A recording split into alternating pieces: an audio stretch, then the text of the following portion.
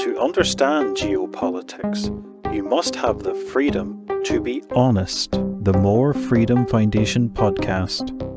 So did you enjoy that shocking Turkish election where Deroli won?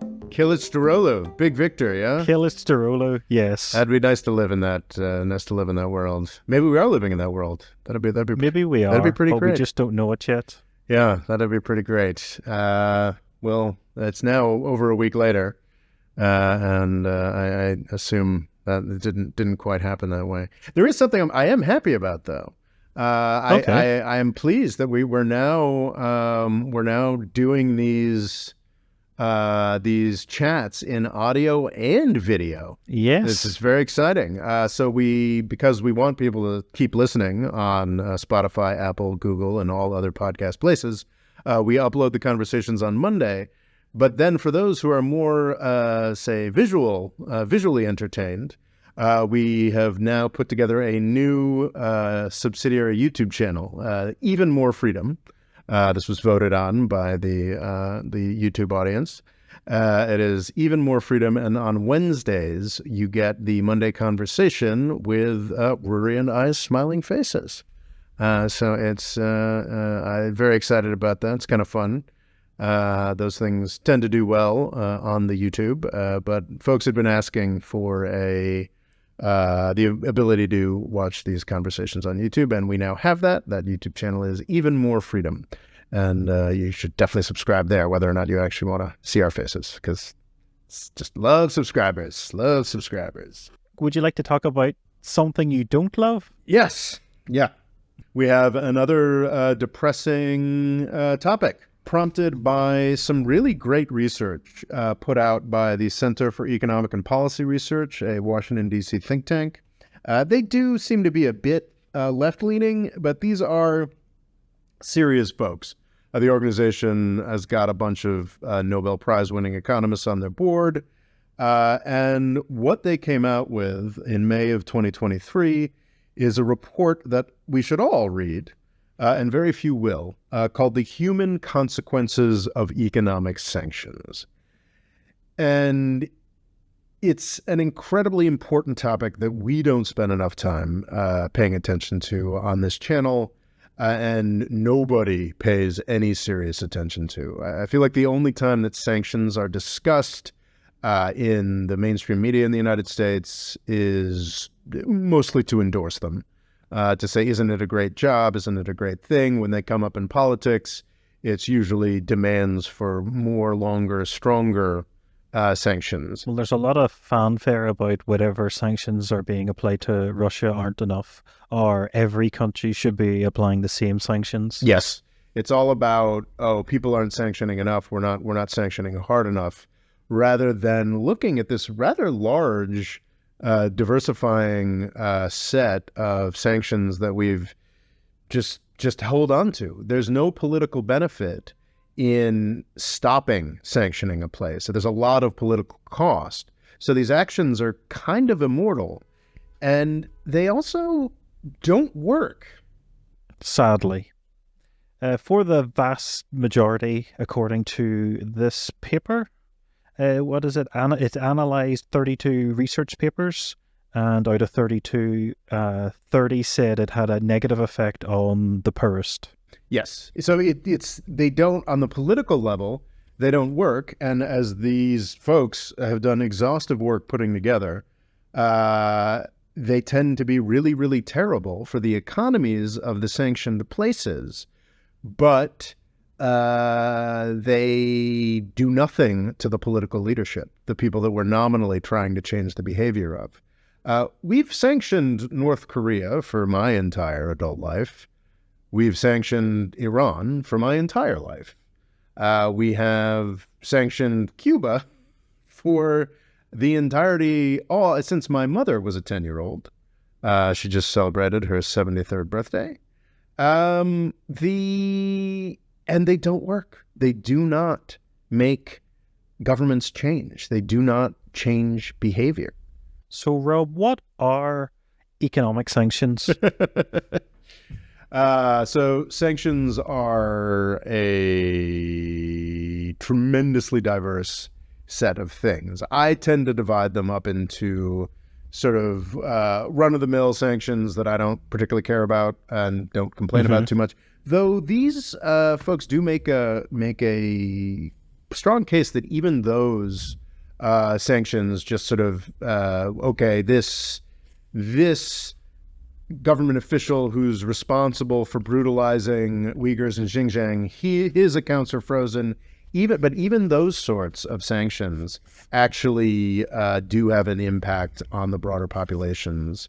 But generally speaking, I'm not going to lose any sleep if and I don't think this report goes into that, really. They at some points, I've read half of the 100-page report. Wow. I'm not sure. I've read the summary you give me, but I did not dive into the full report. So I made it a solid halfway through, and they do point that some of the 30 studies that they analyze point out that even the minor individual targeted sanctions, that's the word, run-of-the-mill targeted sanctions do have negative costs for the economies involved. But what's really terrible, what's really disruptive, is the broader, I call them kill your economy sanctions. A more technical term would be secondary sanctions, which is the United States not simply saying that no U.S. actor is allowed to do business with this country, saying that no business, bank, or entity in the entire world is allowed to do business with Iran, is allowed to do business with Syria, is allowed to do business with Venezuela. Those are the three countries that we have targeted in that way most strongly over the past decade. And those are just an atrocity, frankly. The famous initial version of these kill your country sanctions were applied to Iraq in the 1990s in the aftermath of their failed invasion of Kuwait. The standard line that was bandied about college campuses when I was on a college campus in the 1990s was that U.S. sanctions had killed 500,000 Iraqi children. 500,000 Iraqi children. Now, I'm not 100% sure that 500,000 figure is correct.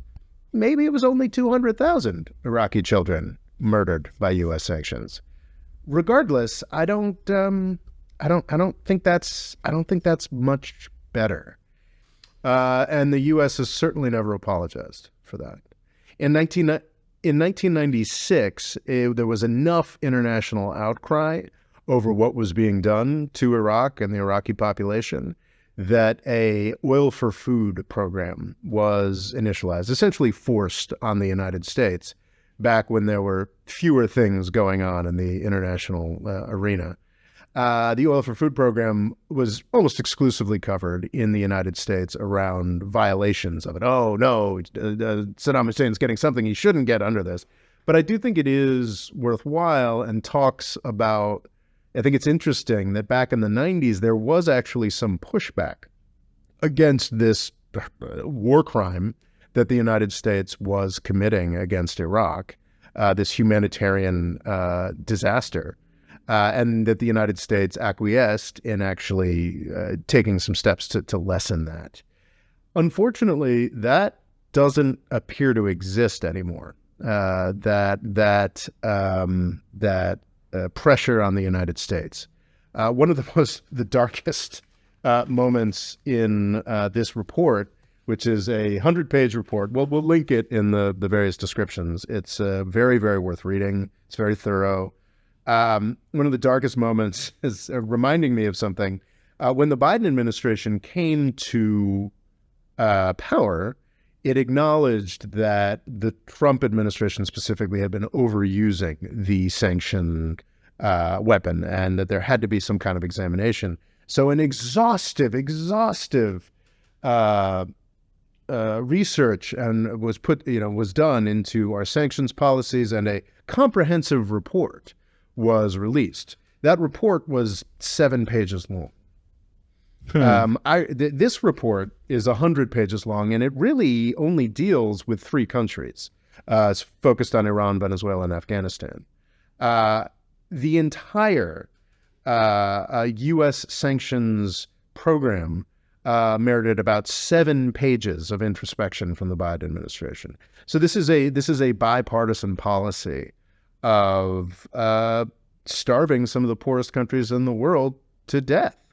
And I think another factor that might get missed is because these countries are often incredibly poor. I know Iran has quite a bit of wealth, but because they're so poor, even if America decides to stop trading with them, America can quite often be their largest partner just because of its sheer wealth. So when it says we're not dealing with you, it can just completely crash these countries into poverty, deeper and deeper poverty. Yeah, that's a huge factor.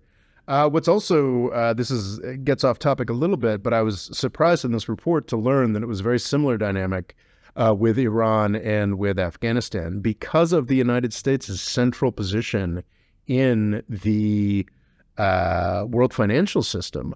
A lot of countries keep their bank reserves on deposited with the United States. They're in New York and what happened when the Shah was kicked out of Iran is the United States froze a lot of that money and essentially ran off with it. I think under differing negotiations over the past 40 years, some of that money has been repatriated, but most of it was just used to pay off American lenders who were owed money by Iran. And that's just kind of extraordinary. And the exact same thing happened when the Taliban took power in Afghanistan. In Afghanistan right now, widespread starvation is a serious issue. Some of that is Taliban mismanagement, though absolutely everybody, including The Economist, concedes that they are much better managers of Afghanistan than the U.S.-sponsored Afghan government was. But most credit, including, I was surprised to find in this report, David Miliband, who was a Labour Party leader in the UK. Yeah, he was in charge of Labour and lost an election, but he's now quite high up in Labour again in the United Kingdom. So he's a pretty establishment politician. This is not some fire-breathing leftist, what have you. No, he's definitely considered on more of the more right side of Labour, so he wasn't too close to Jeremy Corbyn, for instance. So he's like a Tony Blair type figure, more or less. Close, but definitely not as right as him, but in the same clubhouse. He probably has some regrets about the Iraq War. So anyway, David Miliband, who's a pretty establishment figure, pointing out that the main reason Afghanistan is starving right now is because the United States stole its central bank. We basically just ran off with it. And that's just something that the United States can do. So even before the United States gets to the point where they're like, nobody's allowed to do any business with this country, we have the ability to cripple a country. That's what we've done to Afghanistan. There's widespread starvation in Afghanistan right now. The U.S. media that spent so much time talking about how much it cared about the Afghan women we were abandoning is talking not at all about the fact that Afghan women are starving to death because we ran off with their central bank funds and essentially shut down their economy. Afghanistan is one of the most poorest countries in the world. Absolutely. No question. I've got to say this report, and I always mean to read more reports. It's kind of fascinating. If you're willing to dedicate 3 hours to reading a 40-page report, the wealth of information that is out there is honestly stunning. And so few people do it. I've had a series of friends who worked at the World Bank, and they're like, do you understand how valuable the reports we put together are? How much time and effort and money and thought goes into these things? And literally nobody ever reads them. And it was just sort of stunning to me reading this report, just how many just basic details of policy are laid out very clearly. They're not politically contentious. And I think my main takeaway was how the Biden administration has changed essentially nothing.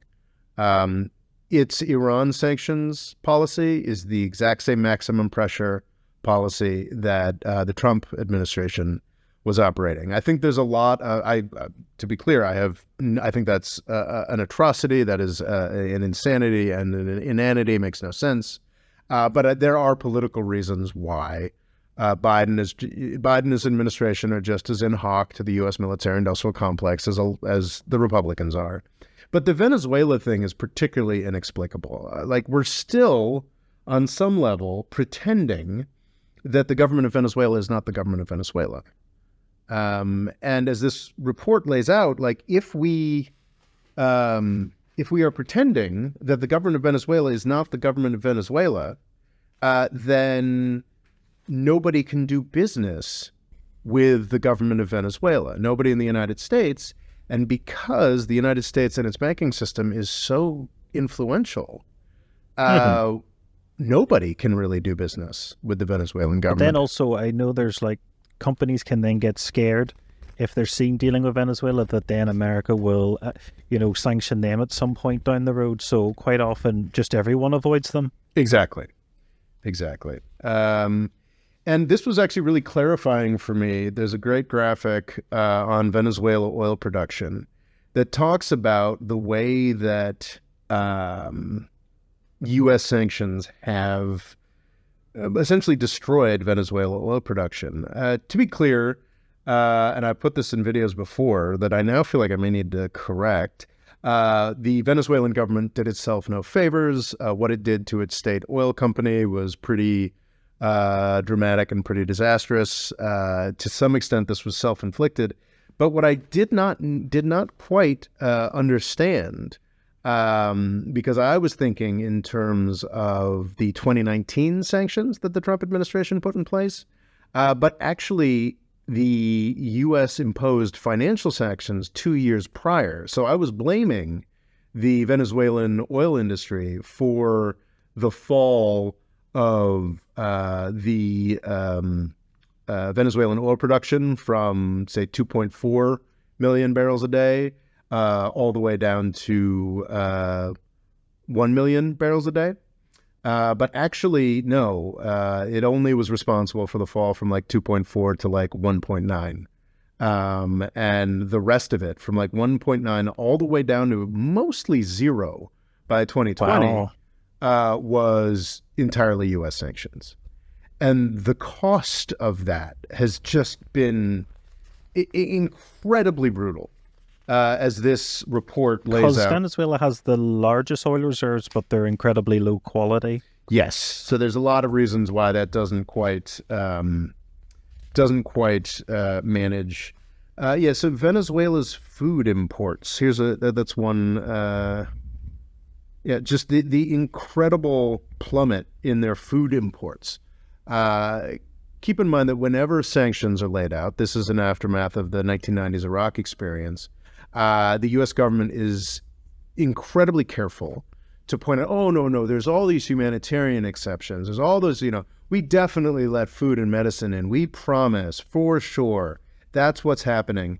Venezuela's food imports between 2012 and 2020, they fell from $8 billion worth to $2 billion worth. Wow. So that's just like $6 billion less food that the Venezuelans are getting. Serious malnutrition. And I think that... And when you consider America is such a breadbasket. Yeah. But it's not just America. Because... Mm-hmm. Oh, yeah, everyone joins in. Because you're not... If you are put in this sort of secondary sanction box, nobody's allowed to do business with you. This is I feel bad. I actually have to correct a Venezuela video now. In 2019 or thereabouts, the Russian government pulled out of Venezuela.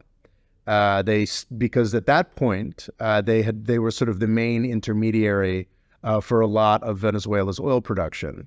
That's incorrect. But as far as like its export and production refining, the Russians were a big factor. And I thought, and I said in a video, that they had pulled out because the Venezuelans weren't paying their bills. That was the Russian government's cover story. But no, the Russians too didn't want to fall afoul of the U.S. sanctions. So they pulled out entirely. And I hadn't quite, in 2019, the U.S. government made a huge deal about trying to overthrow the Venezuelan government. They introduced much more ruinous sanctions on the Venezuelan oil industry, and they came up with a pretend president, Guaido.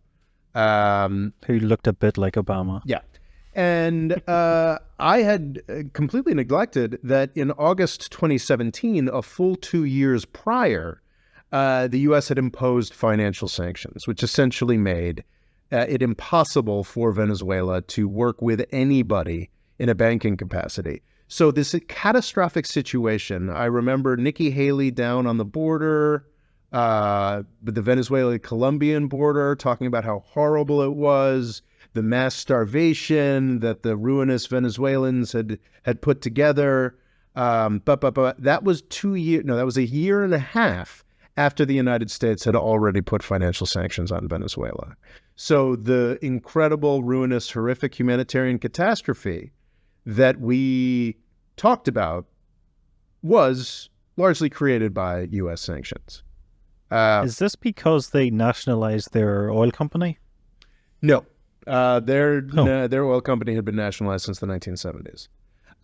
What had happened, what Chavez had done, and I think that fairly this is condemned not just in sort of right-wing hawk circles, is what had happened is it's PVDSA or PVDSA, I don't know, whatever, was a national oil company nationalized in the 1970s that was renowned for being very well run.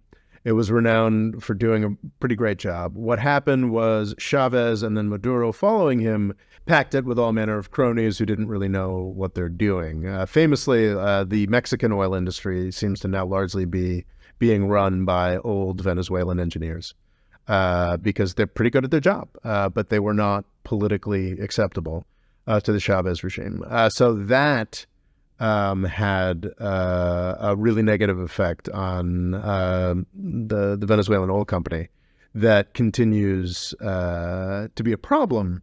But I hadn't really appreciated the fact that U.S. sanctions had actually started a year and a half prior to the terrible humanitarian crisis that convinced the Trump administration that they just had to intervene by picking a new Venezuelan government.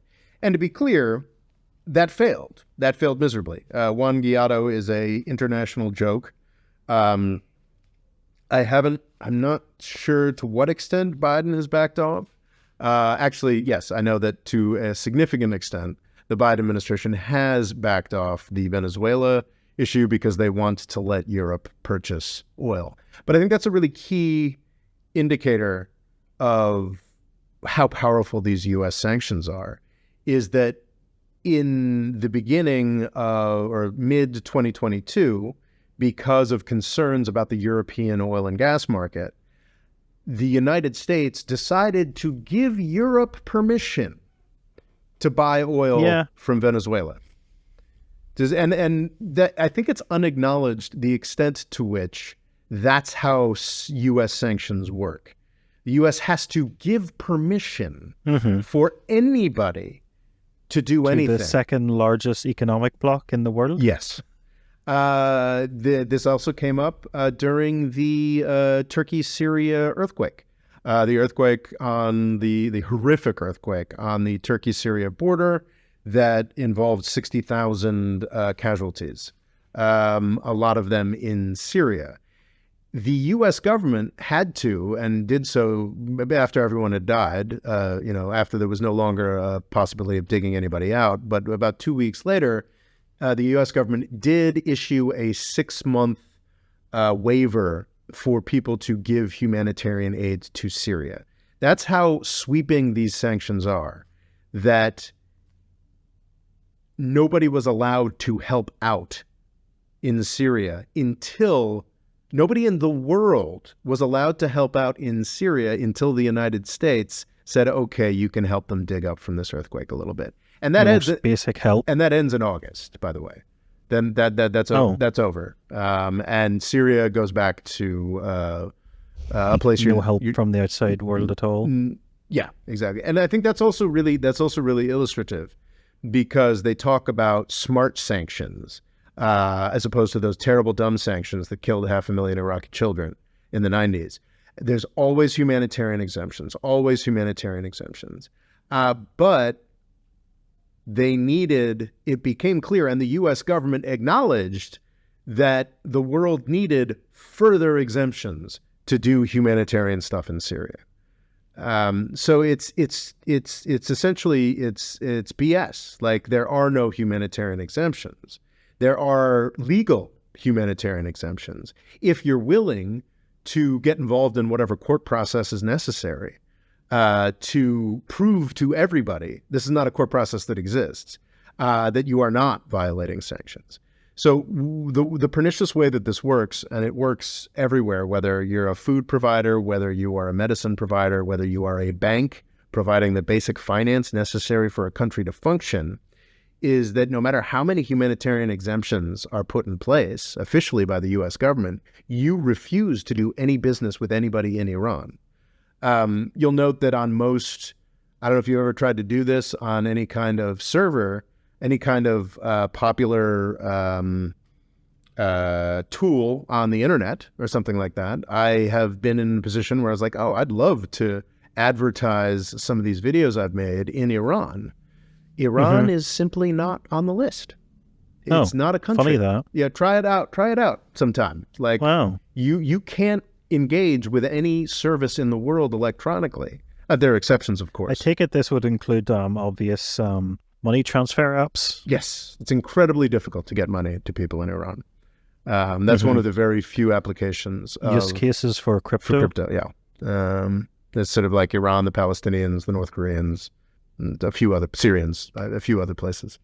I'm sure crypto's been a real lifeline for the Venezuelans we've been starving to death as well. I've also heard a strange way Venezuelans make money. There's a massively online multiplayer game called RuneScape, and apparently Venezuelans are known for just mining the most basic element in it to sell it because it's worth more than their own currency. Oof, that is incredibly grim. Very, very, it is. Very science fiction. Very science fiction. I have an incredibly hot take if you'd like to hear it. Sure. So why was bin Laden in Afghanistan? Because he was kicked out of Sudan? And there weren't a lot of places for him to go? Was it possible that Afghanistan basically had no way to make any money? Oh, well, that was certainly a key part of it. They loved having wealthy... So if they had, say, access to international markets and were treated like a normal country, is there a chance they wouldn't have put up with such a man? That's not a hot take, Rory. That's fact. That's the simple case, and that's one of the things I've been talking about with Afghanistan. It's just so idiotic because it's almost exactly what we did in the 90s, which was we got what we wanted out of the place. We sold a bunch of weapons. We beat our enemy, and then we pieced out. And Taliban was already being sanctioned. It's a very key point. Taliban was already being sanctioned. Before 9/11. So this Saudi billionaire who showed up was given a lot of leeway. So it's sort of crazy if you consider, the average person's wealth in the West. You'd consider yourself incredibly wealthy compared to someone in Afghanistan, but the likes of bin Laden is just like stratospheric. Yeah. So bin Laden was no doubt. Bin Laden, his activities, his charity, his training camps were no doubt like a percentage of Afghan GDP in the late 90s and early aughts.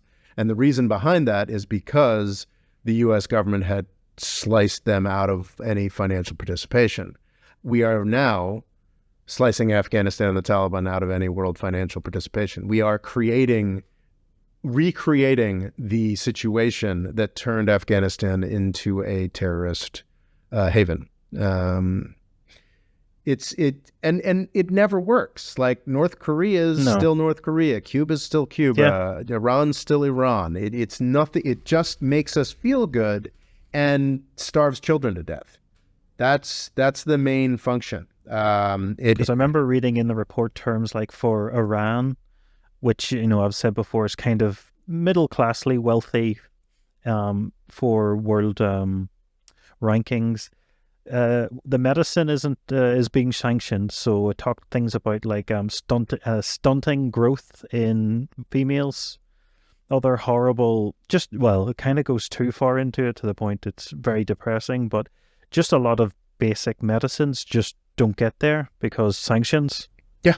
So we say that, oh, of course, anybody can import any kind of medicine into Iran. That's just fine. But if you look at what's actually happened, there has been shortages of like 65 vital medicines in Iran.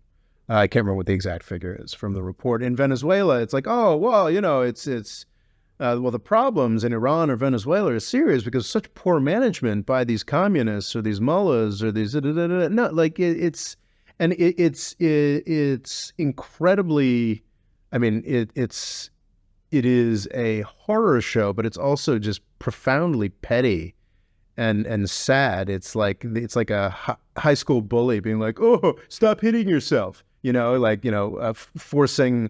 Grabbing a hand and slapping a little kid with it and saying, "Stop hitting yourself."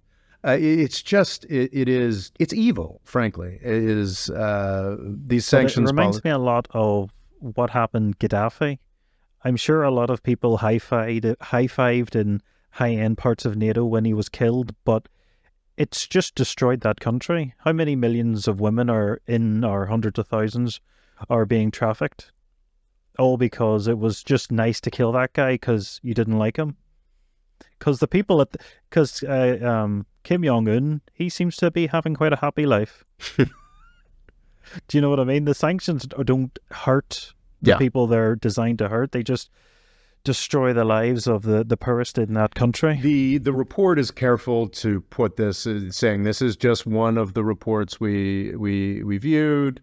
Not entirely certain, but one of the 30 reports they viewed said that in the sanctions that were examined, the sanctions were debilitating for the bottom 4 quintiles of the population and actually helped the top quintile. So they actually made the rich richer. So these sanctions... Is it because the populace is so weak they have no real ability to overthrow the government? Because they become more dependent on the government. This is the famous dynamic. Probably the closest that Iran got to being overthrown was in 2009, the Green Revolution. And then the Obama administration this was 2009, the Green Revolution. And then in 2012, the Obama administration started the broader sanctioning of the Iranian oil market and essentially destroyed the Iranian middle class. We certainly saw, actually, I think the recent protests are probably the biggest that we've seen in Iran since 2009, and some argue they're larger. There's Masa Amini protests over the hijab or what have you.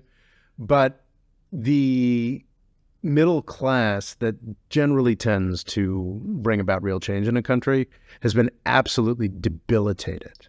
And without that middle class, the folks that have a broad class of folks who have a stake in the system and a stake in the system's prosperity and might be able to change it, when you eviscerate and them, time to protest. Yeah, when you wipe out that class, the chances of real change also are eviscerated. On my Discord, Fadel is always talking about Iraq in the 70s and 80s and how it had a real middle class. It had obviously it had terrible governments, but it had a middle class that could constrain in some sense Saddam Hussein or whatnot. And then the Iran-Iraq War, followed by the U.S. sanctions, just utterly wiped out that class. And then you saw the Iraq of today that has the pathologies that it does, because that middle class was wiped out by U.S. sanctions. And yeah, it's horrible. It's pointless. The only thing that I think that these sanctions actually managed to do is they shore up, awful forms of government. They are like reservations for war, for later wars. They are basically, they put a country in the freezer and ensure that their horrible government is preserved long enough for the U.S. military-industrial complex to build up the public appetite for an actual war. That's what happened with Iraq. In the aftermath of Hussein's invasion of Kuwait, we could have kicked him out. We sort of said, okay, and you can never do that again. No one can ever do that again. Let's start regular trade. No, instead, we sort of cauterized it and turned it into this just festering sore of a country, made it worse and worse and worse and worse and worse, and pointed out that, after killing its middle class, starving all these children to death, see, look how horrible Iraq is. The only way to deal with it is to invade it and take it over. So sanctions essentially just make awful regimes more powerful, and keep them in power so the United States can eventually bomb them. That's a hot take. Well, that's an incredibly depressing take. But that's a hot take, and I think that's, frankly, I don't know if that's how they intentionally operate, but that's how they operate in practice.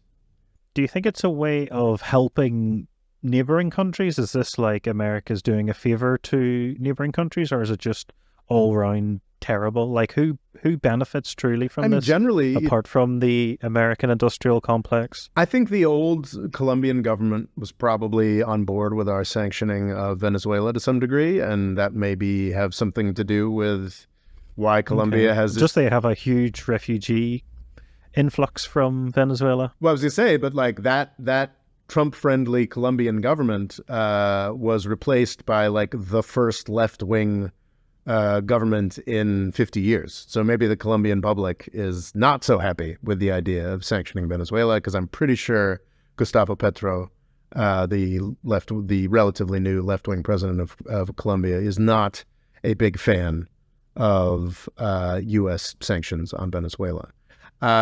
In the Middle East, it's quite clear that nobody's interested anymore. I think for sure, the Arab League participated in the U.S.'s initial sanctioning of the Assad regime in Syria, dating back a decade. I don't think any of them had any interest in the ruinous, evil Caesar sanctions that were put in place just in the past 2 or 3 years. It was essentially after the United States realized that we had lost and our effort to overthrow Assad had failed, then we decided to instantiate much more ruinous secondary sanctions. I think that was 2020 that came into effect or something like that. And it is, there were some green shoots of Syrian recovery after large-scale fighting largely ended in 2018, 2019 or so. And those green shoots have been crushed down by U.S. sanctions. Renewed Caesar sanctions is what they're called. And it's just nightmarish. Jordan is probably the most comfortably, pleasantly U.S.-aligned country in the entire region, and they are being debilitated by Syria sanctions. I mean, that's their main outlet to the sea is Syria. And they share a massive border with them. I mean, Jordan is a long-standing monarchy, but it's propped up heavily by the United States and has generally looked pretty solid up until the past 5 or 6 years, when the effects of Syria, the sanctions, have rolled over. So the entire Arab League is now ready. I think that meeting already happened, I believe. They invited Assad. He came to the Arab League meeting. He's back there. But nothing can actually happen. Syria cannot begin to be rebuilt until the United States lifts its sanctions. It's just impossible. I feel like people don't really quite understand it. I don't even know how many congressmen understand this.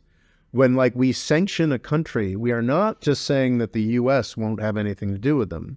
There are some countries that are sanctioned in that way. I think we still sanction Zimbabwe, and I don't know that we go out of our way to keep anybody else from doing business with them. But I'm not a fan of any kind of sanctions, but fine, if we're just, don't do that, and I guess we don't do anything. If it's just America, it's at least understandable. But the way that our sanctions work, and the way that more and more of our sanctions work now, is that we forbid anybody from doing any kind of business. So yes, nominally China's doing all this peacemaking, and the Arab League is happy to sit down with Assad, but no Saudi or Chinese construction company can help them begin to rebuild until we lift those sanctions. I think that's a really interesting example from Venezuela, where sure, the Russians were like, yeah, we're leaving Venezuela because the Venezuelans don't pay their bills, when in fact they were just getting out of there so they wouldn't fall afoul of U.S. sanctions. Of American sanctions. Yeah. And you see a lot of that. What would you recommend instead of sanctioning if you wanted to, I don't know, punish a country for doing a genocide? I mean, I think there's some cases where a sanction isn't necessarily the wrong thing to do. I think targeted sanctions are... For individuals, seizing people's yachts, that sort of thing? Yeah, I'm perfectly fine with that sort of thing. But it's clear, we've learned over and over and over again, that you don't actually hurt the governments with these sanctions. I mean, to be clear, and I think there's a confusion over what a sanction is. And I think the way that sanctions work right now is actually a really great illustration of one of the fundamental themes of my channel, which is that the United States is so much more powerful. So if you think people give it credit for, if you think there's this idea that I keep hearing is, China's rising, America's falling, it's only a matter of time. So a lot of people see them as eye to eye, when I think in reality it's very different. Yeah. I mean, if China will cheat if it needs cheap oil, but it has to cheat. Like, it has to hide things. It has to be very subterfuge. It's black market. It's careful. It's not something it can openly do when it wants to buy oil from Iran. It has to come up with subterfuge. So fundamentally, like, if you think a country is doing a genocide and you have the wherewithal and the backing of the United Nations, go to war with that country. Because there's this idea that, sanctions are an alternative to war, and they're not. They are an act of war.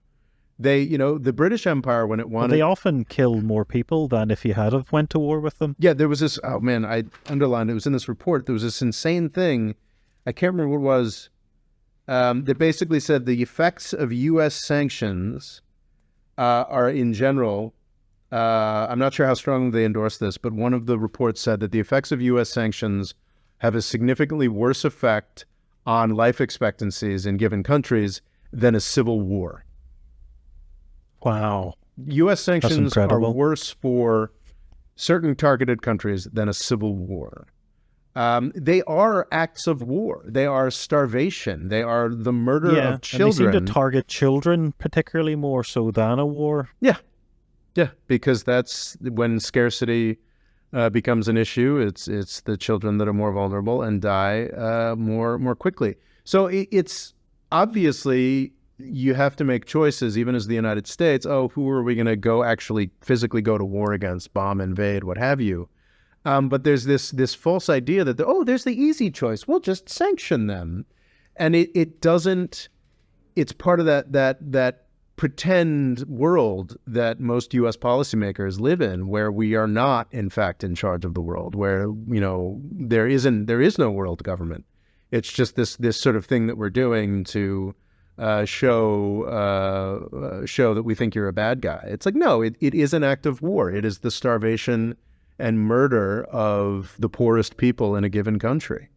So I think there probably are, I think you can make a case, like, I think sanctioning South Africa was a pretty good idea. I think that you can, if a country is massively dependent on the United States, then maybe our sanctions can actually yield quick changes. Then the threats of sanctions might even be better than the actual sanctions. Like, maybe there are cases, I don't want to be like super like, they're always evil, they're always wrong. But you're essentially sieging a country. Yes, it is an act of war. It is war. And it's part of this delusion we have about U.S. power and this idea that the U.S. isn't as massively powerful as it is where this sort of fantasy that, we're just sanctioning, it's fine. And how dare you lift a sanction? That's terrible. That's endorsing. It is not endorsing a country to lift sanctions. It is allowing a country to live. Do the basics. Yeah. Even just trade with its neighbors more easily. Yes. Yeah. Oh. Yeah, it's not a fun topic. And I think that's why it's so important that people read reports like this, like the human consequences of economic sanctions. And I think, frankly, the moral argument should be enough. Like, we should murder fewer kids. But fine, because this is a geopolitics podcast. Like, if you're really concerned about the rise of China, or like, which I don't think is a real concern for the United States until at least the 2030s. But anyway, if you're really concerned about the rise of China, you should be really, really worried about the abuse of U.S. sanctions power, because these are the examples that the Chinese government uses to be like, look at this evil imperial monster that is the United States. We don't need to do any of this stuff. It doesn't benefit us in any way. And it makes China look a lot better by comparison. This report points out that like something like 25% of the world economy is currently under some form of U.S. sanction. People are worried about losing U.S. dollar dominance. Well, this is the main reason I don't believe that U.S. dollar dominance is currently threatened in any serious way, but this is the main argument for anybody who wants to stay off it. Yeah, who wants to get away from the dollar, is the overuse of sanctions. And I think it's important to point out that very few people are putting this in as strong terms as we are here. They're not talking about U.S. sanctions as the evil acts of murder that they are. But most anybody, including a lot of very establishment folks, are just like, this is nuts. It's just hurting the United States' reputation. We should care more about the piles of dead children, but I think a lot of very establishment people, even right-wing people, are like, this is nuts. This is not even policy by autopilot. This is just dumb, brain-dead policy that is pissing people off at the United States and making them more interested in finding alternatives to the dollar. I know this report doesn't cover Russia, but you'd said about how it preserves the country and helps the leader. Can you see this helping Putin? The sanctions Russia's currently on? Certainly, because you create an emergency. These are acts of war. You create an attack on a country. And war is the health of the state, I think that's the Randolph Bourne quote. And yeah, it's fundamentally, you shore up the regime by doing these sanctions, by carrying out this murderous economic attack on a country. You create a situation where ad hoc things need to be done. The state needs to step in to figure out how we're going to handle this sort of thing. You actually create a legitimate reason for an overweening state to become more involved in the economy to make sure that basic needs are met. So you give more in any system. If you do sanctions, if you attack a country this way, you create more incentives for the government to take power and be thanked by its people for taking that power. It's simply not and absolutely we're seeing that dynamic play out in Russia. The Russian economy is doing poorly, and obviously, according to anything that Putin will say, that's NATO's fault. And actually, according to NATO, that's NATO's fault. I think it's very satisfying. I think that there are. If the United States and Europe were actually capable of shutting down the consumption of Russian oil and gas, I think that would be good and defensible, because this is a war. This is an actual war. And it is absurd for Europe to be, and I think Europe has largely stepped away from even gas consumption by this point, right? I mean, definitely. It's been quite a radical shift. I mean, but yeah, so the billions, I mean, but in the first 6 months of the conflict, they were sending billions to Russia every day, Europe was. Yeah, I mean, in the context, because Russia is essentially at war with the United States and NATO. And in that context, then yes, sanctions it's part of war making. They make sense. Yeah. Whether or not they actually work is a more open question. Time will tell. Yeah. And I feel like there's so many different deep arguments on either side of that particular conversation that I can't make any kind of real pronouncement at this point. I haven't done the research. Russia specifically. Do you feel a lot of these sanctions are kept purely out of habit? Because I could just imagine the headlines. Say Biden gave up on all the sanctions on Cuba. It'd be almost like, you can't do this. We just always do that to Cuba. You're such a radical leftist. What are you going to do next? Yep, that's exactly it. And Biden has proven himself to be dramatically less courageous than, and this is not a word I often use in relation to Obama, but Obama was much more willing the best thing Obama did was his opening to Cuba. And we have not gotten back there since. In his last, have things gotten worse, or have they sort of stayed where Obama left them? Oh, gotten much worse. Wow. What did Cuba do? Huh? Nothing. Like they exist. Nothing? Exist. Be hated by a lot of wealthy Florida voters. So what happened was Obama finally, I think he went to Cuba, I think.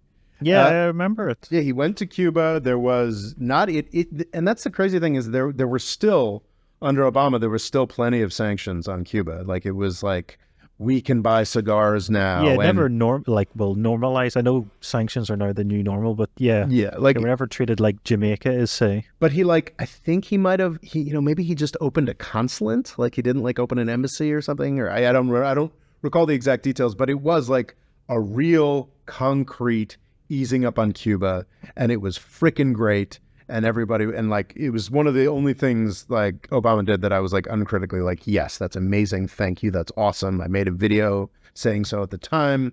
And one of the first things that Trump did when he came into power was to shut that all down. I think he added Cuba to the state sponsors of terrorism list or something. And I'm not 100% sure if Biden has taken them back off yet. That's how, or maybe he did. I can't recall. But that, yeah. So, yeah, Biden has done nothing to let up on Iran. He's done a little to let up on Venezuela, but now it seems like Europe is largely. Well, we'll see how this next winter goes. But if Europe makes it through the next winter with no oil or gas problems, you can expect Biden to go back to trying to murder Venezuela again. So yeah, Biden is really quite cowardly on these topics and very disappointing. So if you were in charge, would you just lift all of them? Yeah. I mean, North Korea, probably not. I think I would ask South Korea what its ideal North Korea policy is. Give it the choice? Yeah.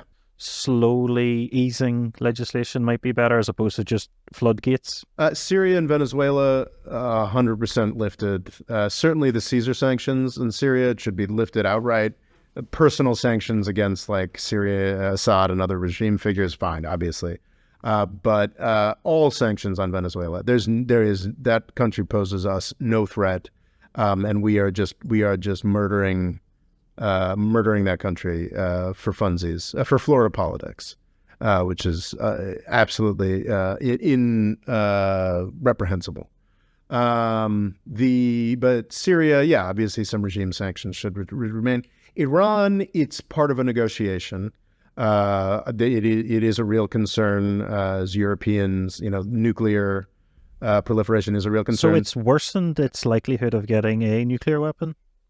Not really, no. With the nuclear deal in place from 2015 to 2018, they had no nuclear weapons program. I don't think they have a nuclear weapons program now, but what they are doing is they are enriching uranium to points that are most likely might be useful for such a thing. And that was not happening under the Iran nuclear deal. So I think at this point, Iran nuclear deal is already mostly most of the way to expired. I think it was supposed to end in 2025 anyway, but like some kind of, I would say, certainly the way to open any kind of negotiation with Iran is to unilaterally lift the 2012 sanctions, probably. And basically say, so because the United Nations has a sanctions regime against Iran related to nuclear, and I would say kick it to the Security Council and basically say whatever sanctions the UN... So it's not America's fault, essentially. You're going with the wider community. Yeah, go with the wider community. And I think, to be clear, those are much lighter. So if I would unilaterally wipe away all U.S.-only sanctions related to the nuclear program. There are other sanctions from Iran that we've had maintained since the 70s. Those could be part of a later negotiation, but like as a sign of good faith, everything that Obama and Trump did, just sweep that away, or rather sweep it down to whatever the UN wants. But also, wouldn't that help other countries work with it? Because although you say there's lighter sanctions with other countries, they're still scared of America. Yes. For sure. I think it's the P5+1 framework or whatever. It's like a bunch of European countries. And no, P5+1, that's most of the Security Council and Germany. Whatever the P5+1 wants is what my ideal after, but the U.S. should unilaterally, as a sign of good faith, unilaterally release all post-2012 sanctions that go beyond the P5+1. That would be my plan. So are we seeing sanctions are essentially America's most devastating weapon? Yeah. I think so devastating because people just aren't acknowledging what we're doing. It's just, oh, no, yeah, sanctions, blah, blah, blah. Oh, it's so strange that Venezuelans and Iranians and Syrians are starving and all their kids are dying. Even though these were countries that had been doing well? I mean, well, they weren't starving. Yeah, they weren't starving. Yeah. I just reading this report, I hadn't quite appreciated the extent to which the Venezuelan humanitarian crisis was exacerbated by, because I was just running on the assumption, oh yeah, like our big bad Venezuela sanctions started in 2019. No, actually they started in 2017, and they helped to create the situation that we were supposedly helping with by picking a new Venezuelan president, and I hadn't fully appreciated that. Yeah, no, it's not a good topic, but I always feel like I don't talk enough about U.S. sanctions, and now we've done it, and we can move on to more fun topics like making fun of YouTube celebrities and complaining about those terrible dictators like Erdogan. What's up? I think the big way for you to get a lot of traction would be, is it M&Ms you have to talk about? M&Ms?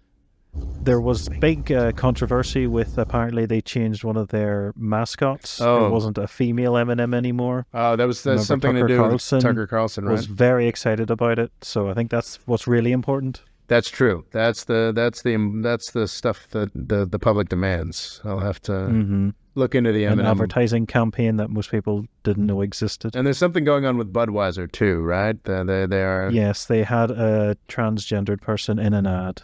Oh no! So Kid Rock and a lot of other people have gotten very upset. Wow, that sounds super important. Definitely, pay no attention to this pile of dead children. We've got a mid-aughts country rapper shooting beer cans. Should be based on me and not anyone else. I think so. Seems to be. Yeah.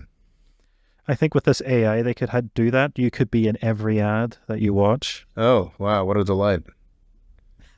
That's great. I mean, yay. Yeah, God. AI.